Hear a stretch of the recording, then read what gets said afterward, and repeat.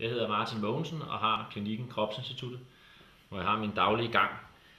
Og meget af min tid består af at behandle folk for diverse skader og skavank. Og derfor er det utrolig vigtigt for mig, at jeg, når jeg står meget op, at jeg bruger min krop rigtigt. Mange gange så kan man godt have tendens til at falde sammen, så man selv har behov for en behandling, når jeg har fri.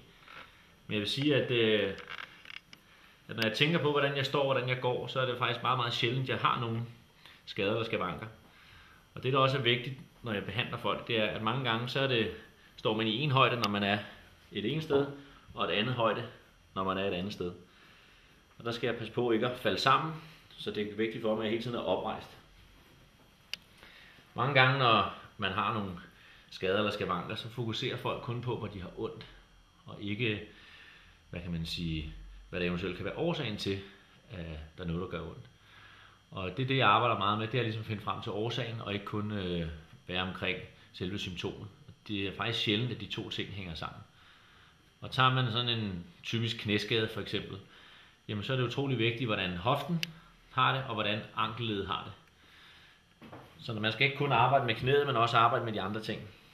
For eksempel med en musearm eller en tennisalbue, der er det også, at man har ondt omkring albuen, men det kan være en nerve, der sidder og klemmer op i nakken. Det kan være, at håndledet er låst, og derved bruger man armen anderledes. Og derfor er det vigtigt at anskue kroppen som en helhed. Og det er også mange af dem, som jeg har her på klinikken.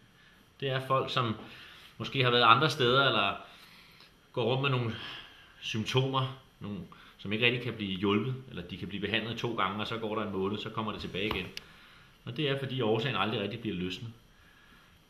Og det er det, jeg arbejder meget med. Omkring problematikker omkring kroppen, der vil jeg så sige, at omkring maven sidder der rigtig mange spændinger. Både når vi er stresset, men også bare når vi spekulerer over forskellige ting. Og at have en mave, der er spændt, det er en grobund for at have forstoppelse og generelt spændinger, hovedpiner, lændeproblemer, rygproblemer, underlivssmerter, menstruationssmerter, rigtig mange ting. Så mange gange så kan man sige, går en behandling ud på at få løsnet maven, for dermed når man får løsnet maven, så får man kroppen til at slappe fuldstændig af. Så det er sådan hovedformålet mange gange, når vi arbejder her på klinikken.